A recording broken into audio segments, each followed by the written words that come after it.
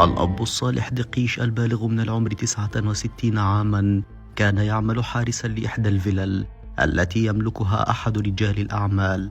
وكان الأب الصالح يذهب يوميا من أجل تناول السحور مع أسرته ثم يعود لحراسة البناية مرة أخرى، إلا أنه لم يذهب إلى بيته تلك الليلة، فبحثوا عنه في كل مكان ليجدوه في ثلاجة الفيلا مذبوحا في جريمة لم تشهدها الجزائر في تاريخها، والفاعل لا يخطر على بال إنسان. فإليكم التفاصيل.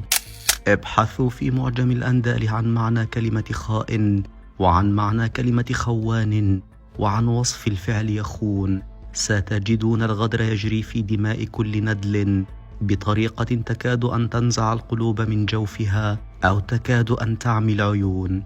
الزمان 10 من مارس آيار 10 من شهر رمضان. المكان بلدية الحامة في جنوب ولاية سطيف بدولة الجزائر الشقيق. الحدث واحدة من أغرب الجرائم وأكثرها غدرا على الإطلاق. كانت بدايتها مثل ما ذكرنا في بداية التقرير، حينما تغيب الأب الصالح عن موعد عودته من مكان عمله، فذهب ابنه إلى الفيلا التي يقوم الرجل الطيب على حراستها، فلم يجد أثرا لأبيه، فاتصل بصاحب تلك الفيلا وأخبره بتأخر الوالد عن موعده المعتاد، ليذهبا معا ويدخلا إلى الفيلا، لتقع الصدمة عليهما وكأن سقف البناية قد سقط على رأسهما. فبعد أن لاحظا آثار دماء بالقرب من إحدى الثلاجات بالداخل، قاموا بفتحها ليعثروا على الأب الصالح مذبوحا بمنتهى القسوة والوحشية، ومعبأ في الثلاجة على طريقة أفلام الرعب.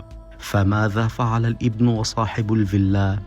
برغم الرعب الشديد الذي سيطر عليهما، إلا أن صاحب الفيلا قام بإبلاغ رجال الدرك الوطني والذين انتقلوا إلى موقع الجريمة، وقاموا بتطويق المكان ومعاينة الجثمان، كما تفقدوا كامل أرجاء الفيلا بحثا عن خيط يمكنه إيصالهم إلى هوية المجرم الذي أقدم على تلك الفاجعة القاسية.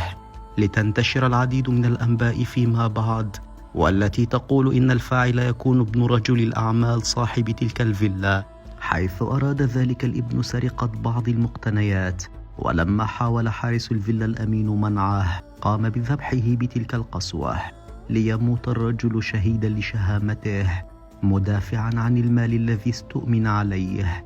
لكننا في انتظار تأكيدات رسمية بشأن تلك الأنباء المتداولة، ليبقى مقتل الأب الصالح بتلك البشاعة وفي شهر رمضان أكبر دليل على الشر الذي وصل إليه بعض أبناء آدم الذين باعوا أرواحهم إلى الشيطان.